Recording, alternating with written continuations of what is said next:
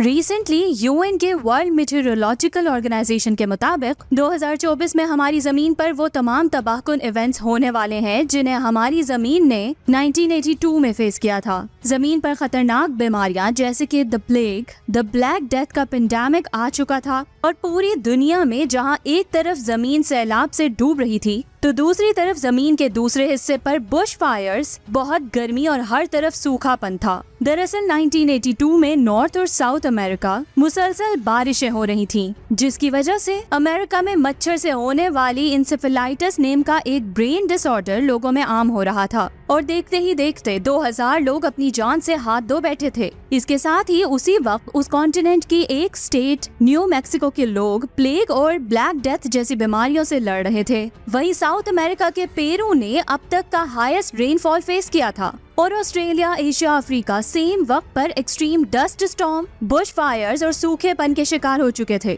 जैसे कि अब आपको अंदाजा हो चुका होगा कि उस वक्त हमारी जमीन दो एक्सट्रीम कंडीशंस झेल रही थी और इसी दौरान हमारी जमीन पर इतनी तेज हवाएं चल रही थीं कि उन्होंने जमीन की रोटेशन स्पीड को ही चेंज कर दिया था, जिसकी वजह से एक दिन 0.02 मिलीसेकंड्स लंबा हो चुका है। देखने में ये दोनों इवेंट्स अनरिलेटेड लगेंगे, लेकिन ये बात आप जान लें कि इन दोनों क्लाइमेट कंडीशंस के पीछे एक ही वेदर फिनोमेना का हाथ है जिसे एल नीनो कहा जाता है। इसे सबसे पहले पेरू के एक लोकल फिशरमैन यानी कि मछेरे ने ऑब्जर्व किया था। दरअसल हुआ ये था कि 16 सेंचुरी में पेरू के एक मछेरे ने ये नोटिस किया कि पैसिफिक ओशियन एक ही वक्त में गर्म और ठंडा हो रहा है और खास तौर पर दिसंबर में इसका टेम्परेचर पीक पर होता है। अब कोइंसिडेंटली इस साइकिल का पीक क्रिसमस के साथ मैच हो रहा है। इस साइकिल को एल नीनो डे नाविडेड यानी के the little boy of Christmas name दे दिया। लेकिन इसके कुछ वक्त के साथ पेरू के लोगों ने ये ऑब्जर्व किया कि इस एल नीनो की वजह से सिर्फ पानी का टेम्परेचर ही नहीं बढ़ रहा बल्कि इससे बहुत ज्यादा मिकदार में बारिश भी होती है, जो समंदर के साथ साथ जमीन पर रहने वाले जानदारों को भी अफेक्ट करता है। उस वक्त पेरू के लोग इसे एक लोकल वेदर फिनोमेना समझने लगे, लेकिन जो बात वो नहीं जानते थे वो ये थी कि एल नीनो की वजह से जब पेरू में बारिश होती थी तो वहाँ से 15,000 किलोमीटर दूर ऑस्ट्रेलिया, इंडोनेशिया और इंडिया जैसे कंट्रीज में खुश्क साली होती थी। ये बात उन्हें उस वक्त पता चली जब ब्रिटिश इंडिया में मौजूद एक इंडियन मीटेरोलॉजिकल डिपार्टमेंट के साइंटिस्ट गिलबर्ट वॉकर ने इस पूरे वेदर कंडीशन के बारे में दुनिया को बताया। दरअसल 1903 में गिलबर्ट वॉकर कैम्ब्रिज यूनिवर्सिटी में मैथमेटिक्स सिखा रहे थे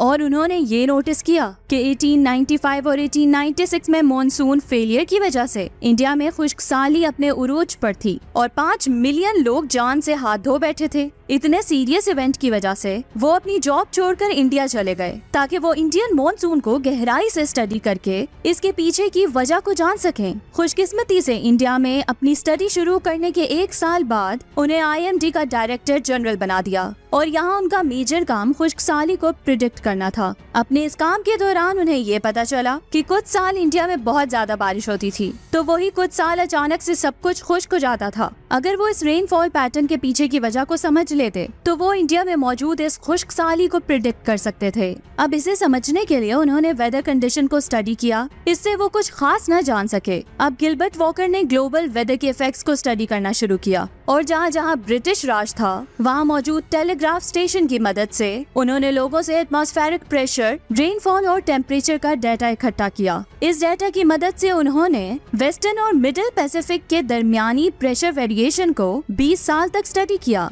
और फाइनली ये पता चला कि नॉर्थ और साउथ अमेरिका के वेदर कंडीशन एशिया और ऑस्ट्रेलिया के वेदर कंडीशन को इफेक्ट करते हैं। तो वॉकर ने अपनी स्टडी में देखा कि जब ऑस्ट्रेलिया के ऊपर लो एयर प्रेशर होता है तब पैसिफिक में मौजूद कुक आइलैंड पर बहुत ज्यादा बारिश होती है और जब कुक आइलैंड पर लो एयर प्रेशर होता था तब ऑस्ट्रेलिया में बारिश होती थी। उन्होंने अपनी इस डिस्कवरी को 1923 में IMD के पेपर्स में पब्लिश किया, जिसमें उन्होंने इस इफेक्ट को सदर्न ऑसिलेशन का नाम दिया। उन दिनों एल नीनो को scientist commonly El Nino southern oscillation कहते थे और इंडियन मॉनसून को स्टडी करते हुए वॉकर ने इस ENSO में से सदर्न ऑसिलेशन वाला पार्ट निकाल दिया। इसके बावजूद एल नीनो को मुकम्मल तौर पर समझने के लिए साइंटिस्ट की एक और जनरेशन लग गई। क्योंकि 4 नवंबर 1958 को 90 साल की उम्र में वॉकर की डेथ हो गई थी। लेकिन इसी साल इंटरनेशनल जियोफिजिकल ईयर नेम की एक समिट हुई जिसमें 67 कंट्रीज के साइंटिस्ट एक साथ मिलकर कॉस्मोलॉजी से लेकर सीस्मोलॉजी स्टडी कर रहे थे। कॉस्मोलॉजी मतलब कायनात की स्टडी, सीस्मोलॉजी मतलब जमीन के कोर की स्टडी। इस समिट के दौरान एक मेटेरियोलॉजिस्ट जेकब की नजर वॉकर के सदर्न ऑसिलेशन की डिस्कवरी पर पड़ी। उन्होंने वॉकर की ही तरह टेलीग्राफ के जरिए दुनिया भर के एल नीनो इवेंट्स के डेटा को इकट्ठा किया और इसके साथ ही उन्होंने पैसिफिक ओशन का टेम्परेचर डेटा भी स्टडी किया। फिर इन दोनों डेटा को एक साथ स्टडी करने के बाद उन्होंने ये कंफर्म किया कि ऑस्ट्रेलिया और कुक आइलैंड पर कोई डिफरेंस क्रिएट हो रहा है। उसके लिए पैसिफिक ओशन का प्रेशर और टेम्परेचर कंडीशन ही रिस्पॉन्सिबल है। इस पूरे फिनोमेना को उन्होंने गिलबर्ट वॉकर के ऑनर में वॉकर सर्कुलेशन नेम दिया। अब साइंटिफिक कम्युनिटी ने वॉकर सर्कुलेशन थ्योरी को एक्सेप्ट तो किया, लेकिन अब तक उन्होंने सिर्फ इस बारे में थ्योरेटिकली ही सुना था। इसके इम्पैक्ट को किसी ने भी प्रैक्टिकली एक्सपीरियंस नहीं किया था। लेकिन 1982 में जब एल नीनो ने एक साथ 5 कॉन्टिनेंट्स के वेदर को इफेक्ट किया, एल नीनो के ऐसे खतरनाक इफेक्ट्स को देखकर इसे स्टडी करने के लिए और लोगों की जानों को बचाने के लिए इंटरनेशनल कोलैबोरेशन से tropical atmospheric ocean TAO name का एक प्रोजेक्ट शुरू हुआ, जिसमें ओशियन के टेम्परेचर को मॉनिटर करने के लिए पैसिफिक में 70 वाटर बायस डाले गए। फाइनली इन बॉयस से मिलने वाले डेटा ने एल नीनो की एग्जैक्ट रीजन बताई, जो कि ट्रेड विंड्स थी। हमारी जमीन की रोटेशन की वजह से बनने वाली विंड्स को प्राइमरी विंड्स कहा जाता है, जो पूरा साल सेम डायरेक्शन में फ्लो होती है। इनमें से जो विंड्स इक्वेटर की तरफ जाती है,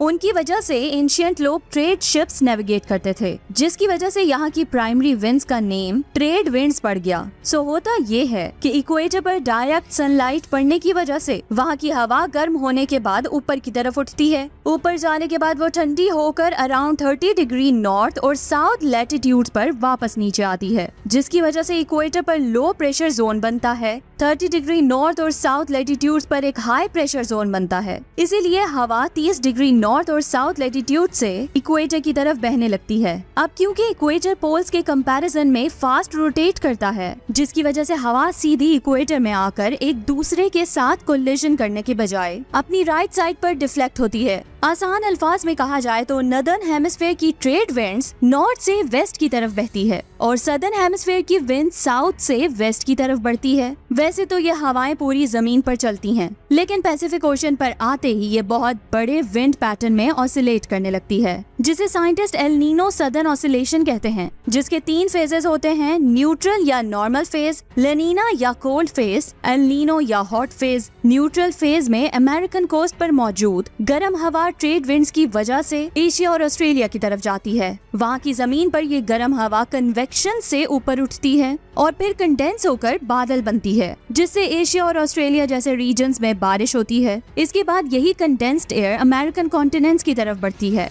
इसी सर्कुलेशन पैटर्न को वॉकर सर्कुलेशन पैटर्न कहते हैं। अगर आपको याद हो जो जेकब ने फिगर आउट किया था, सो ये वार्म एयर अपने साथ अमेरिकन कोस्ट से गर्म पानी को भी एशिया की तरफ ले जाती है और एशिया की कोस्ट पर पहुंचते ही उस वार्म वाटर को गहराइयों में मौजूद कोल्ड वाटर रिप्लेस करता है, जिसे अपवेलिंग कहते हैं। अपवेलिंग की वजह से गहराई में मौजूद न्यूट्रिएंट्स और फाइटोप्लैंक्टन सरफेस पर आ जाते हैं, जिससे कोस्टल लाइफ ग्रो करने लगती है। नॉर्मल फेज में ट्रेड विंड्स गर्म हवा को अमेरिका से एशिया की तरफ लेकर जाती है, जिससे एशिया में बारिश और अमेरिकन कोस्ट पर कोल्ड कंडीशन बनती है। लेकिन कभी कभार ये ट्रेड विंड्स अनयूजुअली स्ट्रॉन्ग हो जाती हैं, जिसकी वजह से लनीना की कंडीशन बनती है। अब ट्रेड विंड हद से ज्यादा स्ट्रॉन्ग होने की वजह से वॉकर सर्कुलेशन की स्ट्रेंथ बढ़ जाती है, जिसकी वजह से नॉर्मल कंडीशन के मुकाबले ज्यादा गर्म हवाएं एशिया की तरफ बढ़ती है और एक्सट्रीम रेन की वजह से सैलाब आते हैं, जबकि अमेरिका में कोल्ड विंड्स होने की वजह से वो खुश्क हो जाता है। पैसिफिक ओशन में विंड्स एक साइक्लिक ऑसिलेशन फॉलो करती है, जिसकी वजह से एक पॉइंट के बाद ये स्ट्रॉन्ग ट्रेड विंड्स बहुत ज्यादा कमजोर हो जाती है, इसीलिए एल नीनो आता है। इसकी वजह से वॉकर सर्कुलेशन का साइकिल टूट जाता है और वार्म विंड्स एशिया की तरफ बहने के बजाय अमेरिकन कॉन्टिनेंट्स की तरफ बहती है।